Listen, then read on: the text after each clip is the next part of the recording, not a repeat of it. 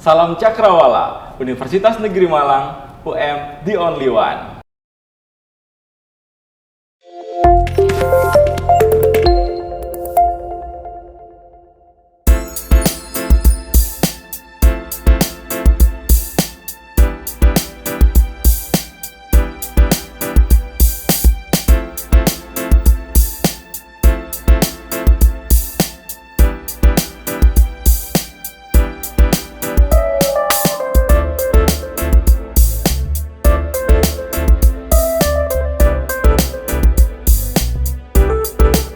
Halo Cakrawania, senang sekali kita berjumpa lagi di acara yang tentunya menjadi acara kesayangan kita semuanya, ya Cakraloka. Bersama saya Rizky Firmansyah, kali ini kita akan berbincang-bincang menarik tentunya, karena perbincangan kita akan mengarah ke seputar bagaimana menjaga kesehatan di tengah akhir pandemi COVID-19. Nah, di samping saya telah hadir seorang narasumber yang tentunya sangat pas dengan tema perbincangan kita hari ini. Ya, Dr. Erianto Fanani. Halo Dr. Eri. Halo Mas Rizky. Saya manggilnya Dr. Eri aja ya? Iya, simpel Siap. aja lah. Oh iya, siap. Gimana kabarnya hari ini? Alhamdulillah baik. Mas Rizky sehat? Alhamdulillah sehat juga. Harus sehat ya di tengah pandemi Harus seperti sehat ini. dong, harus semangat. Siap. Sudah siap ya berbagi dengan Cakramania? Tapi sebelum kita memulai, ada baiknya Dr. Eri perkenalkan diri dulu nih pada Cakramania. Oke. Karena tak kenal maka tak sayang ya. Siap. Siap, silakan Iya. Dr. Eri. Halo Cakramania, saya Dr. Erianto Fanani, MK3. Saya saat ini sebagai dosen di Departemen Ilmu Kesehatan Masyarakat, Fakultas Ilmu Keolahragaan UM. Itu aja dulu Mas Rizky. Ya, siap. Berarti Dr. Eri ini adalah dosen Dr. Eri ya? Siap. Di Ya, Fakultas Ilmu Keolahragaan, Universitas Negeri Malang tentunya Pastinya. ya? Pastinya. Nah, untuk mengawali perbincangan kita nih Dr. Eri, apakah benar nih COVID-19 itu benar-benar sudah berakhir atau akan segera berakhir? Oke. Ini pertanyaan yang tricky ini ya. Sudah berakhir atau mau berakhir? Kalau saya ambil bijaknya begitu ya, saya ambil bijaknya, pandemi ini insya Allah akan segera berakhir. Insya Allah. Insya Allah. Ya. Maksudnya bagaimana? Secara data, untuk kalaupun sekarang ada pasien-pasien yang positif ya, ada pasien-pasien yang positif, itu tingkat mortalitas atau tingkat kematiannya. Jadi misalnya begini, non sewu, mohon maaf ya, ada 100 orang yang positif, yang meninggal itu tidak sampai 5. Nah, Berarti hanya sekitar tidak sampai 5%. tidak berarti sampai 5, di bawah 0,05. Oh, Kalau malah kita belajar 0,05. ilmu statistik di bawah 0,05 maka tidak signifikan, kan Baik. begitu ya. Sehingga bagaimana yang sekarang kita tetap bahaya karena ya mohon maaf ya Cakramania, yang namanya kematian itu bagaimanapun fatality selalu menjadi jangan sampai lah ya, karena target kita kan zero ya, zero accident. Target kita zero accident. Jadi satu aja kasus itu naudzubillah min dzalik, jangan sampai. Tapi kita secara statistik kita bilang yang sekarang ini insya Allah jauh lebih baik. Karena apa? Satu, hampir kita semua, terutama warga UM ya, Cakramania semuanya, pasti sudah vaksin kan? Pasti sudah vaksin minimal 2 kali, minimal 2 dosis ya, minimal 2 dosis. Ada yang saya sudah dosis 3, ada yang mau dosis 3. Mohon maaf, saya sudah dosis 4. Wah, Sudah dosis berarti 4. sekarang sebenarnya vaksinnya sudah sampai dosis 4 ya? 4, dosis 4. Oh, iya. Bahkan teman-teman kami sejawat yang memang dia bekerja di rumah sakit sudah sampai 5. Oh, Sudah sampai 5. Dan kenapa kok belum dipublish? Ya karena masih untuk kalangan tertentu. Masih untuk kalangan tertentu. Intinya adalah semakin kita memperkuat sistem kekebalan tubuh kita, maka semakin kecil atau minimal resiko kita kena COVID mungkin iya, tapi gejala klinis akan selalu bagus. Dalam artian risiko atau kemungkinan untuk meninggalnya itu sangat kecil sekali. Nah itu yang karena itu kenapa sekarang kok kita optimis ya. Kita kan harus optimis ya. Iya, betul. Ya, sebagai orang UM kita harus optimis. Wes bismillah gitu ya. Bismillah aman, bismillah sehat. Oke, data statistiknya mendukung. Tapi tetap kita harus waspada. Jadi memang karena sekarang memang rata-rata masyarakat sudah banyak yang vaksin ya. Betul. Dosis 2, ada dosis 3, Betul. bahkan yang rata-rata juga mungkin kalangan tertentu sudah dosis 4 gitu ya. Betul. Itu akhirnya mengakibatkan kalau dulu kan kita flashback nih dokter. Dulu kan banyak yang positif, banyak yang meninggal. Sekarang karena dosis karena sudah vaksin semakin, ya, iya, karena sudah vaksin ya. Ya, akhirnya semakin Dikit ditekan lah, gitu ya. dikit lah. banget ya. Bahkan begini, izin saya sampaikan, saat kita ambil podcast ini ya, itu kasus di UM hanya 1 yang positif. Hanya 1, dan itu pun kondisi klinisnya bagus. Gejalanya minimal sehingga yang bersangkutan bisa isolasi di rumah. Itu dari semua ya dokter ya? Dari semua, dosen tenaga pendidikan, mahasiswa, staf, semua. Karena kami di Satgas ini mengcover semua ya. Tidak hanya dosen saja, tidak hanya mahasiswa saja, tapi semua. Bahkan nun sewu bagi teman-teman di security yang bagian cleaning service itu juga menjadi data kami begitu loh. Tapi alhamdulillah hanya 1, penduduknya UM pada berapa Mas Rizky? Iya, banyak banget ya. Tidak perlu kita sebutkan angkanya mungkin ya, pasti banyak banget. Pasti banyak, dan pasti sehingga angka itu di bawah 0,05. Iya. Kita kalau bilang signifikan, tidak signifikan. Buktinya per hari ini hanya 1 ya? Hanya 1, dan itu pun kondisinya bagus. Dan insya Allah bukan kena di kampus. Karena memang hasil tracing, kenanya di luar kampus begitu. Wah, luar biasa. Makanya itu ya, Universitas Negeri Malang saat ini sudah 100% luring nih. Alhamdulillah. Iya. Alhamdulillah. Itu sebenarnya di awal dulu waktu menentukan Universitas Negeri Malang 100% luring, itu tingkat keyakinannya seperti apa sih dokter? Wah, ini pertanyaan jebakan ini. Tingkat keyakinannya, oke. Ya kita yakin. Tapi sekali lagi kami tidak boleh gegabah ya. Kita tidak boleh gegabah. Kita tetap harus waspada. Dalam artian begini, kita sudah vaksin ya. Sekarang kuncinya adalah semoga virus ini tidak mutasi. Kenapa kemarin muncul Omicron? Karena dari Delta kemudian dia mutasi jadi Omicron. Oh iya. Sebenarnya virusnya masih sama, tapi genomnya beda sudah. Mutasinya ya. Dia mutasi sehingga beberapa orang masih kena. Alhamdulillahnya banyak yang positif, tapi yang meninggal sedikit. Tidak separah waktu Delta, tidak separah waktu akhir 2021. Ya kan? Sehingga kemarin memang kalau bagi kami sempat tenaga medis ya, maksudnya tenaga medis sempat begini. Wah, ini hati-hati nih yang Omicron ini, karena semakin mudah sekali penyebarannya. Tapi alhamdulillahnya di UM aja ya, yang saya pegang data di UM, selama periode Omicron tidak ada yang meninggal. Ya, death case-nya 0, mortalitasnya 0, ya 0%. Sementara pada waktu Delta ya lumayan. Semoga rekan-rekan yang mendahului kita bahagia di tempatnya ya. Amin ya robbal alamin. Ya, tentunya itu yang mendasari ya akhirnya perkuliahan ya, pendidikan pengajaran di semester ini itu sudah mulai full 100% ya, 100% luring.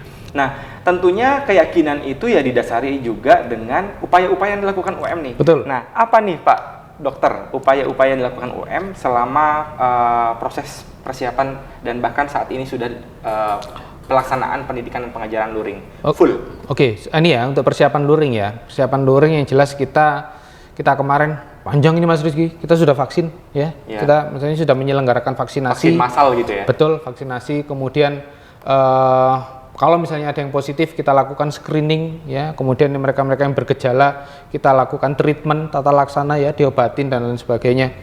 Itu kita laksanakan. Bahkan kalau saya boleh bilang, nah ini khusus kita harus berterima kasih teman-teman rekan sejawat kita di Poliklinik UM. Modelnya sudah seperti autopilot.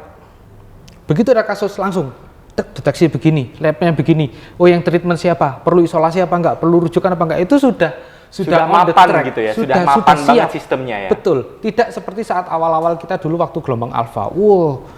Bingung masih mencari-cari bingung ya, kita mari. Bagaimana penanganannya gitu. Betul, saat itu waduh kita harus bagaimana nun sewu. Kebijakan dari pemerintah juga saat itu masih istilahnya bahasa Jawanya molah malih. Enggak apa-apa ya bahasa Jawa di sini ya. Enggak apa-apa. Ya, molah malih. Jadi masih gonta-ganti. Kenapa? Ya kita wajar. Ini kan baru. Iya, betul. Sesuatu yang baru, virus yang baru, kita semua masih belajar. Covid ini seperti apa sih? Oh, ternyata ketahuan bentuknya bulat, ada duri-durinya seperti itu. Oh, ternyata penyebarannya begini sehingga pencegahannya begini. Itu kan proses. Nah, sampai saat ini saya pribadi masih menerima konsultasi via online. Ya, jadi saya sampaikan di sini untuk rekan-rekan Cakramania, kira-kira 98% pasien yang ditangani oleh Satgas Covid UM itu kita lakukan secara online. Jadi siapapun ya, warga UM yang ingin berkonsultasi itu sangat terbuka. Sangat terbuka. 24 jam per 7. Nah, ya 24 jam per hari, 7 hari dalam seminggu. Tadi dokter Eri itu juga nyinggung ada poliklinik gitu ya Pak. Ya. Mungkin ada Cakramania yang belum tahu nih, ternyata UM punya poliklinik. Oh, iya Bisa dong. nih dokter bisa diinformasikan juga. Ya, jadi untuk teman-teman Cakramania terutama yang mungkin mahasiswa baru ya, mahasiswa baru yang mungkin masih baru datang belum tahu.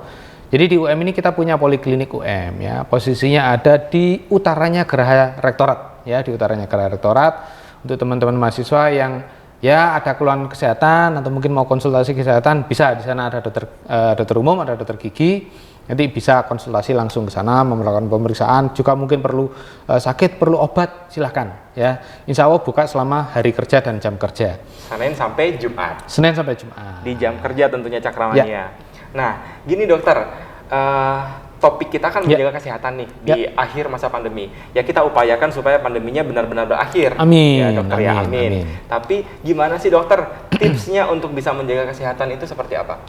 Oke, kalau kita ngomong masa, saya tidak berbicara, saya tidak membahasakan pasca pandemi ya.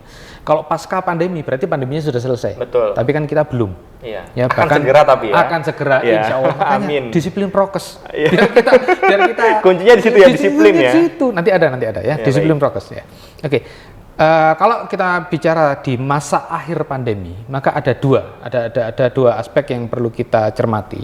Yang satu, rekan-rekan kita yang memang alhamdulillah tidak pernah positif. Ya, tidak pernah positif, sehingga saya bagaimana untuk menjaga kondisinya. Dan teman-teman yang sudah pernah positif atau kita sebut sebagai penyintas, ya, penyintas. Berarti dua ini treatmentnya akan berbeda gitu ya dokter ya? Treatmentnya berbeda. Oke. Nah, kenapa dibedakan? Karena kondisinya berbeda. Yang gitu. satunya belum pernah, yang satunya sudah pernah. Nah, untuk yang belum pernah nih dokter, gimana caranya? Yang belum pernah, ya lakukan seperti biasa. Ya, lakukan olahraga, menjaga pola makan, menjaga kondisi fisik, hindari stres ya, dan tetap disiplin prokes. Nah, yang perlu kita waspadai atau kita fokusnya lebih detail lah ya, lebih detail itu kepada untuk teman-teman sejawat, saudara, kerabat kita yang sebelumnya kemarin punya pengalaman, gitu aja deh ya. Sudah pernah sudah punya pengalaman untuk positif, apakah sekali, 2 kali. Janganlah 3 kali ya, udah mantap 2 kali. Amit-amit ya. Amit-amit ya. Semoga kita semua sehat. Bagaimana? Ada 2 kuncinya. Ada 2 kuncinya. Sering itu ya, bahkan sampai saat ini ada yang WA ke saya, kirim message ke saya. Dok, saya kemarin habis kena COVID, dirawat di ICU, hasil foto ronsennya putih semua paru-parunya, isinya cairan, radang dan sebagainya. Kita nafas masih belum bisa plong kan gitu ya, kadang-kadang masih terasa sesak. Tapi saya mau olahraga karena basicnya saya ini olahragawan, misalnya seperti itu. Bagaimana aktivitasnya? Bagaimana pola makannya? Kuncinya 2. 1, proporsional, ya, sesuai dengan porsinya, sesuai dengan kemampuan tubuhnya. Dan yang kedua, konsisten, rutin. Kuncinya di sana. Yang pertama kita lihat dari aktivitas fisik ya atau olahraga. Aktivitas fisik dan olahraga. Aktivitas fisik dan olahraga itu beda loh Mas Rizky. Bedanya gimana nih? Supaya Cakramannya juga tahu nih dokter. Jangan-jangan Cakramannya juga belum tahu ya. Iya. Oke, kalau di olahraga kita mengenal ada namanya FIT ya, FITT. Ya, ada frekuensi, intensitas dan time serta type. Bentar saya ulangi dulu nih. Ya. Fit, frekuensi, intensitas, time waktu, ya, waktu, dan type, tipe. Oh, type olahraga. dan time ya, Time, waktu nah. dan tipe. Nah, gimana nih? Nah, Masing-masingnya itu seperti apa tuh? Okay. Jelaskan ke Cakramannya dokter. Saya ngomong untuk rekan-rekan yang alhamdulillah tidak pernah, saya nggak bilang belum ya, tidak pernah COVID, tidak pernah COVID ya, tidak pernah COVID. Doa gitu ya dokter. Ya, kalau belum bisa jadi ya. Ya, benar. Makanya kan kita harus berbahasa di sini ya. Siap. Oke. Frekuensi ya untuk normalnya masyarakat kita secara umum adalah 2-3 kali seminggu. Untuk olahraganya ya? Olahraga ya, untuk olahraganya. 2 hari sekali ya, gampangnya gitu, 2 hari sekali. Biasanya diseling-seling, Senin, Rabu, habis Rabu? Jumat. Senin, Rabu, Jumat. Senin, hari Jumat ya, 2 hari sekali ya. 2-3 hari seminggu. Seminggu. Itu frekuensinya. Sekali latihan 30 sampai 45 menit, Mas Rizky. Ya, ini untuk orang normal. 45 ya. Ya, orang normal dalam artian begini, mohon maaf. Tidak ada gangguan kardiorespirasi. Karena kita fokusnya sekarang ada di peningkatan kondisi tubuh, maka yang ditarget adalah kondisi jantung dan paru. Ya, kardiorespirasi. Sehingga kita mainnya ada di frekuensi, intensitas dan durasi. Durasi waktu tadi nanti ya. Intensitasnya, jadi sekali melakukan 30 sampai 45 menit, intensitasnya ringan sampai sedang. Nah, saya tanya ke Mas Rizky sekarang. Waduh, saya jadi diuji nih ya dokter ya. Bagaimana membedakan intensitas rendah, sedang dan tinggi? Intensitas rendah, sedang dan tinggi. Oke. Ya. Intensitas ringan dulu. Ya. Olahraga intensitas ringan itu adalah olahraga yang kalau kita sambil berolahraga, kita bisa ngobrol. Oh, itu ringan ya kategorinya. Lagi treadmill ngobrol, gimana anak? Wah, istri sudah berapa? Nah, gitu ya. Itu sambil treadmill begitu ya. Itu ringan. Tapi kalau misalnya kita sambil olahraga treadmill atau sepeda, yang jelas bukan renang ya. Kalau renang jangan ngobrol ya. Jadi kita olahraga, kemudian gimana anak? Sehat? Jawabannya singkat-singkat. Nah, itu intensitas sedang. Ya. Kalau intensitas berat, gimana anak? Sampai nggak bisa jawab gitu ya? Nggak bisa ngomong, karena fungsi paru dan jantung sudah semuanya diberikan maksimal untuk aktivitas pertukaran udara, pertukaran oksigen. Jadi itu bedanya. Jadi ini sangat bermanfaat banget nih dokter. Nah, saya olahraga ya saya dari Fakultas Olahraga ya. Olahraga ya.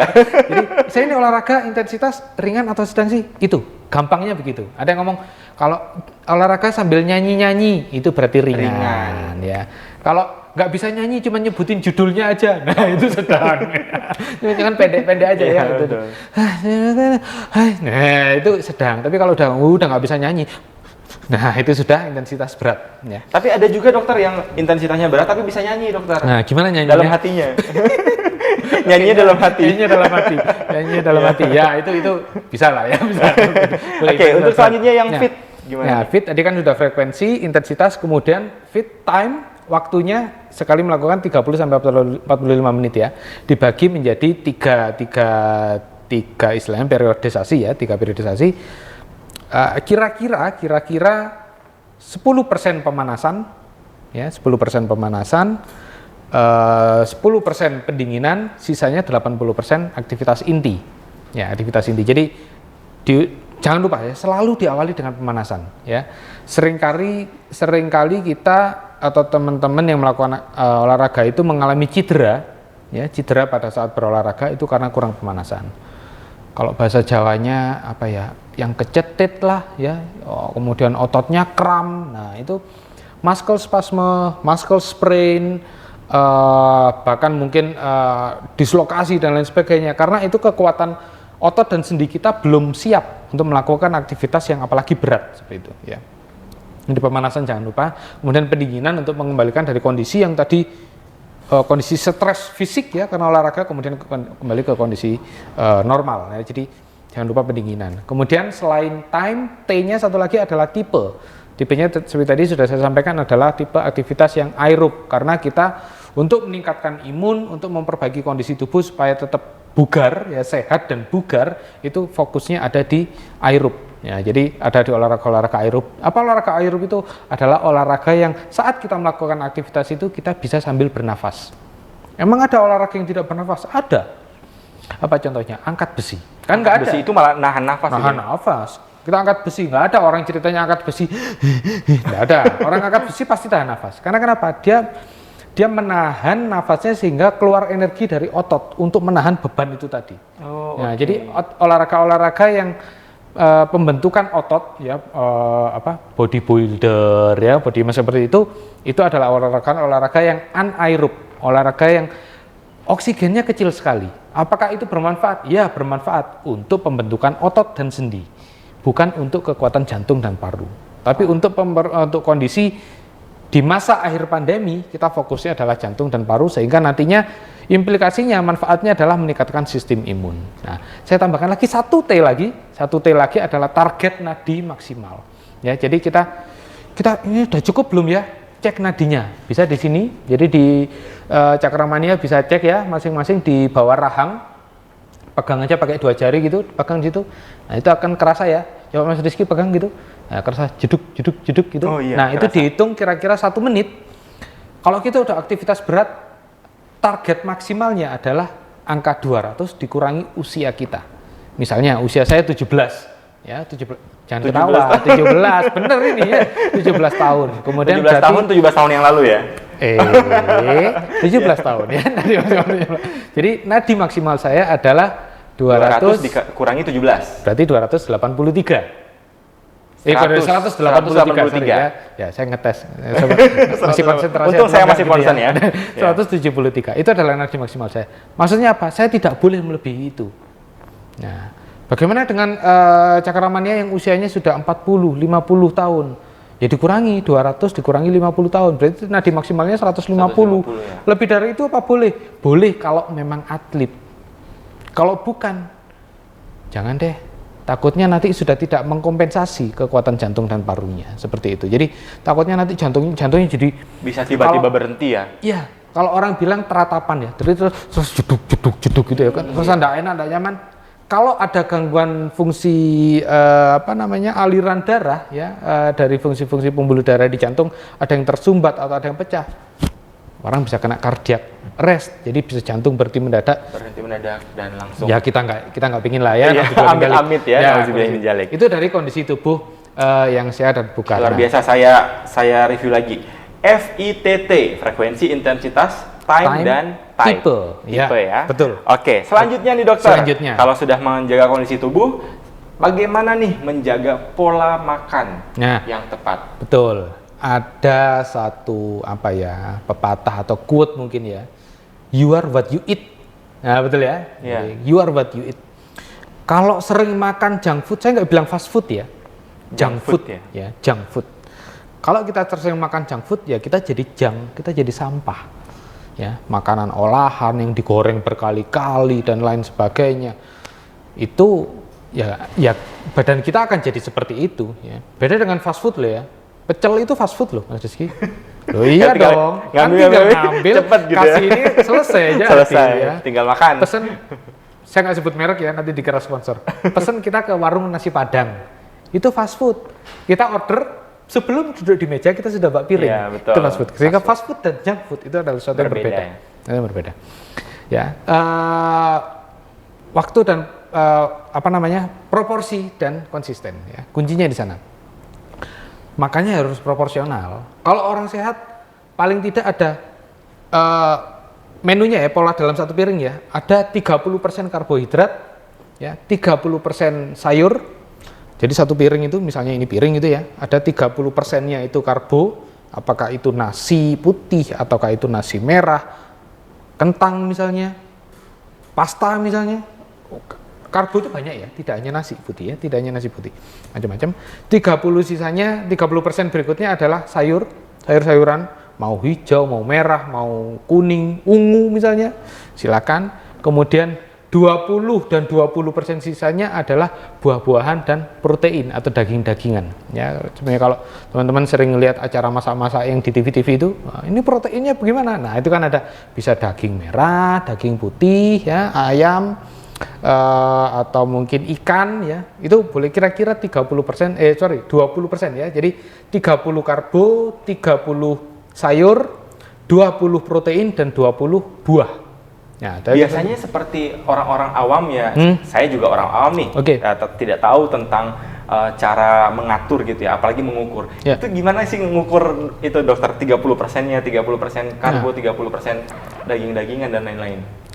Kalau kita ngelihat, kalau teman-teman ya, kita semua ya, Cakramania juga melihat publikasi atau promosi kesehatan yang dilakukan oleh Kemenkes, Kementerian Kesehatan. Mereka selalu mencotokkannya dalam satu piring. Ya, kemudian dipecah ya, dipecah tadi. Jadi seperempat lebih dikit itu nasinya atau karbonya. Seperempat lebih dikit sayurnya. Jadi porsi karbo dan sayur harus lebih banyak daripada protein dan buah. Gampangnya gitu deh, gampangnya gitu.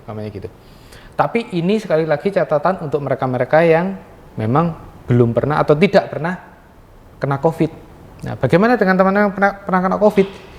Digeser, ya, karbonnya banyak, karbonnya jadi seperempat, ya, 25, kemudian proteinnya, jadi sisa karbonnya tadi ditambahkan ke proteinnya, jadi proteinnya lebih banyak. Kenapa? Karena protein ini fungsinya untuk regenerasi sel, ya, supaya sel-sel kita yang rusak karena kemarin terinfeksi COVID itu jadi regenerasi sel sehingga dia menjadi sel yang baru, tubuh kita menjadi tubuh yang baru lagi, ya, rejuvenate lagi, kita jadi muda lagi, jadi segar lagi, dengan caranya adalah memperbanyak protein. Berarti yang awalnya protein 20 jadi 25. Dari Karena 25, nasinya, ya. karbonnya Gampangnya 25 ya. Gampangnya dagingnya ditambahin deh, udah gitu aja.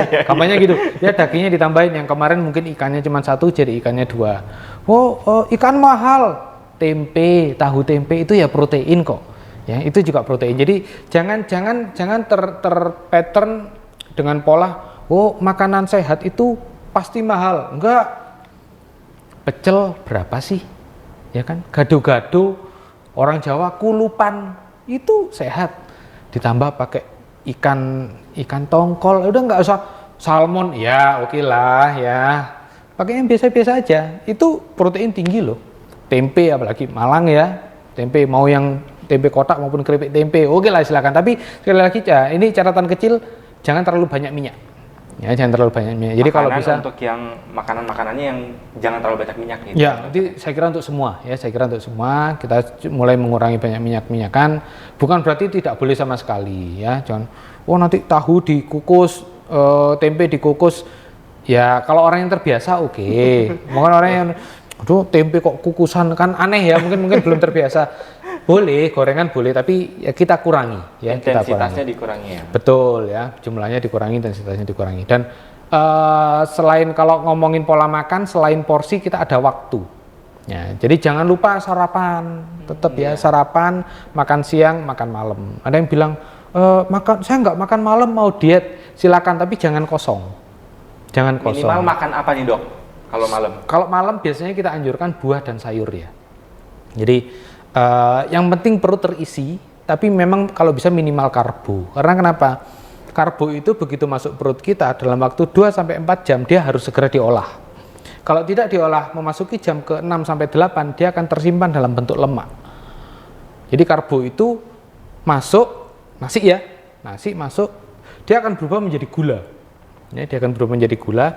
Gula ini kalau kita pakai aktivitas, dia akan jadi energi.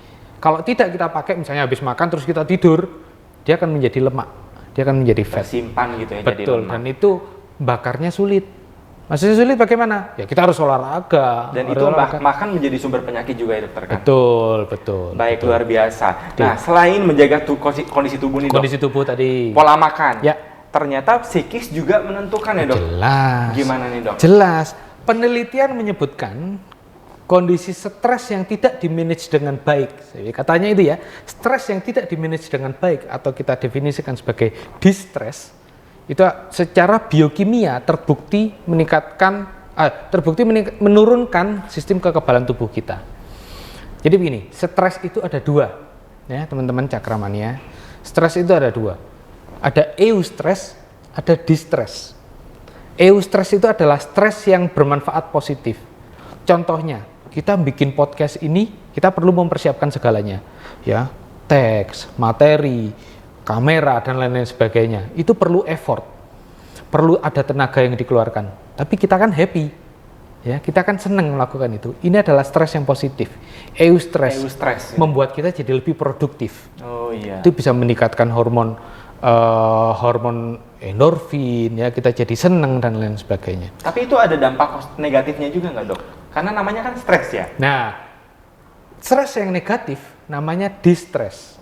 Kapan distress itu? Misalnya kita lagi podcast gini, tiba-tiba listriknya mati, panik dong kita. Saat itulah kita distress. Nah, saat kita panik, waduh gimana ini? Saat kita jatuh ke dalam kondisi distress, maka yang keluar adalah hormon namanya hormon kortisol. Nah, hormon kortisol ini disebut sebagai hormon stres. Begitu hormon kortisol ini keluar, maka dia punya efek negatif. Sel jadi cepat tua. Selnya aja cepat tua, apalagi raut muka, kan gitu ya. Ini ngomongin sel-sel yang di raut muka kan. Kemudian sel-sel yang tadinya harus beregenerasi dia jadi terhambat untuk regenerasi. Kemudian fungsi ginjal menurun, denyut jantung meningkat. Karena itu orang yang distres, banyak pikiran, tekanan dari sana sini, umumnya tekanan darahnya meningkat. Gula darahnya tidak stabil. Yang tinggi lah, yang ngedrop lah karena stres, banyak kerjaan jadi lupa makan. Wah, padahal energinya terkuras habis. Belum lagi tidur nggak nyaman dan sebagainya. Solusinya apa kira-kira Mas Rizky? Wah. Sekarang Dokter Eri akan membagikan solusi nih buat kita semuanya nih. Soalnya saya juga mikir nih dok, wah jangan-jangan saya di-stres nih sepanjang hari ini. Nah, oke ya. Gimana nih solusinya dok? Penelitian, saya ngomong penelitian ya, Cakramania ya. Penelitian menyebutkan, baik secara antropologi budaya, baik secara sosiologi, bahkan secara biokimia, meningkatkan religiusitas itu bisa menurunkan level stresnya. Berarti harus perbanyak ibadah, dok. Betul. Ya? Agama apapun. Penelitian terakhir ya bukan terakhir ya, yang lagi banyak-banyaknya diteliti adalah kalau kita di Nun Sewu, saya Muslim. Kalau sebagai orang Islam, zikir dan tahajud itu kan nggak ada orang zikir teriak-teriak. Wow, kan nggak ada ya. Orang zikir itu kan selalu pelan-pelan. Suasana dalam hatinya juga dalam hati, ya. Dalam suasana yang tenang ya, tengah malam sambil tahajud dan sebagainya. Pada saat itu hormon-hormon yang baik ini naik semua. Ya, serotonin, endorfin, hormon yang stres tadi, kortisol tadi langsung ngedrop, turun.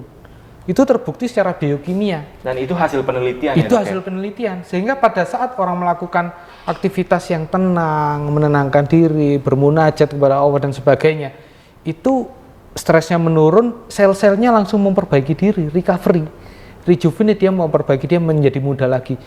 Itulah, itu terbukti itu ya solusi sains ya. ampuhnya ya, karena solusi itu berdasarkan ampuhnya. Jadi bukan berdasarkan hasil penelitiannya. Jadi bukan malah menyendiri di kamar, nangis meratapi nasib, itu malah menambah drop ya dok. Nanti dehidrasi nangis ya, nangis nanti dehidrasi. Ya jadi lebih begitu ya. Kalau misalnya saya sudah berserah diri, saya sudah curhat sama Tuhan, apa yang harus saya lakukan? 2, bahagia dan ikhlas.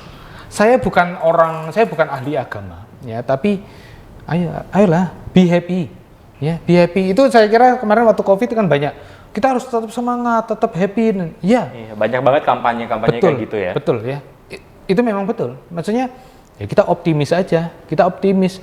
Duh kok kondisinya gini, nggak sembuh-sembuh, harus di ICU dan sebagainya. Saya punya teman, cerita nyata, dokter spesialis saraf. Beliau kebetulan dinasnya kakak kelas saya, dinasnya ada di daerah Pasuruan, dokter spesialis saraf. Kena COVID 2 kali, pada saat Alpha dan Delta, pada saat gelombang Delta, padahal beliau sudah vaksin 2 dosis. Karena kan dokter ya, jadi sudah vaksin. Pada saat Delta sudah vaksin 2 dosis, tapi dia tetap kena, ngamar di rumah sakit 40 hari. Mas. Wih, lebih dari 1 bulan ya? Udah kayak mau di ngajiin aja, 40 hari kan? 40 hari di rumah sakit dan seminggunya di ICU. Dia bilang, kakak kelas saya, jadi kalau bilang saya, Ri, aku itu di ICU itu berat badan turun 15 kilo. Saya kan nggak makan. Drastis banget berarti. Kan nggak makan, semuanya lewat infus. Kemarin ketemu, kebetulan sama-sama anak kami sekolah di sekolah yang sama, ketemu waktu beliau jemput anaknya, gemuk sekarang. Oh, gemuknya lebih gemuk waktu zaman kuliah. Dia cerita, gimana Mas? Waktu itu saya pasrahkan semuanya. Ya kayak kita di TikTok gitu ya Tuhan, kita pasrahkan semuanya pada Tuhan, ya gitu ya. Ya kita pasrahkan semuanya. Diikhlaskan semuanya. Dengan begitu, kalau ini saya belum banyak baca penelitiannya, sementara masih aktivitas religi ya. Tapi apakah sikap pasrah dan ikhlas itu bisa meningkatkan sistem imun? Teorinya bisa. Cuman penelitian yang meneliti secara hormonal kok sepertinya masih sedikit. Tapi mungkin itu menjadi peluang untuk teman-teman yang fokus di mungkin ilmu psikologi dan psikiatri ya, seperti itu. Jadi jangan lupa. Berarti memang intinya gitu ya. Intinya adalah ya perbanyak ibadah dan terakhir adalah bahagia dan ikhlas. Luar biasa banget obrolan kita hari ini bersama Dr. Erianto Fanani nih, dokter yang memang sangat concern terhadap penanggulangan COVID-19 di Universitas Negeri Malang ya dok ya. Baik, dokter sebelum kita akhiri nih dok, bisa memberikan closing statementnya nih buat Cakramania. Oke. Satu, teman-teman Cakramania, pandemi belum selesai ya. Hari ini tanggal kami melakukan podcast ini pandemi belum selesai. Tapi kita harus tetap optimis ya, karena kita sudah vaksin. Dan supaya semakin optimis, jangan lupa untuk selalu disiplin protokol kesehatan ya. Gunakan masker, kemudian jaga jarak ya, seperti ini kita jaga jarak, hindari kerumunan ya. Karena kita tidak tahu siapa yang positif ya. Kadang-kadang naudzubillah min dzalik, bisa aja orangnya kondisinya fit tapi dia positif. Loh, kok bisa positif tapi tetap fit? Ya karena dia sudah vaksin ya, sehingga dia aman, tapi dia kemana-mana mbak virus. Jadi kita tetap harus disiplin protokol kesehatan, dan jangan lupa untuk selalu beraktivitas fisik, jaga pola makan, hindari stres, dan tetap semangat, tetap bahagia. Itu Mas Rizky. Luar biasa. Banyak mungkin orang di luar sana yang belum sadar akan pentingnya kesehatan, karena memang benar-benar kesehatan itu sangat mahal seperti yang sudah kita perbincangkan. Ya. Dan buat Cakramania, kalau ingin benar-benar sehat, maka lakukanlah seperti apa yang sudah disarankan oleh Dr. Eri, menjaga kondisi tubuh, tentunya olahraga yang teratur dan konsisten ya dokter. Siap, iya, kemudian menjaga pola makan yang tepat juga, dan juga yang terakhir adalah menjaga kondisi psikologi masing-masing. Ya. Nah, luar biasa. Terima kasih atas kehadirannya Terima Dr. kasih. Eri di studio Terima kasih, Cakraloka. Terima kasih sudah berbagi kepada Cakramania. Semoga apa yang sudah dibagikan hari ini menjadi motivasi tersendiri gitu ya, Ya. semangat tersendiri untuk Cakramania terus menjaga kesehatannya, dan semoga kita sama-sama bisa mengentaskan COVID-19 Amin. supaya benar-benar zero. Amin, amin. Nggak amin. ada lagi COVID-19 Amin. selanjutnya. Siap. Amin ya rabbal alamin. Amin, amin, amin. Sekian bincang-bincang kita kali ini. Burung Garuda terpatri di hati, Cakraloka selalu dinanti. Saya Rizky Firmansyah pamit. Salam Cakrawala, Universitas Negeri Malang, UM, the only one.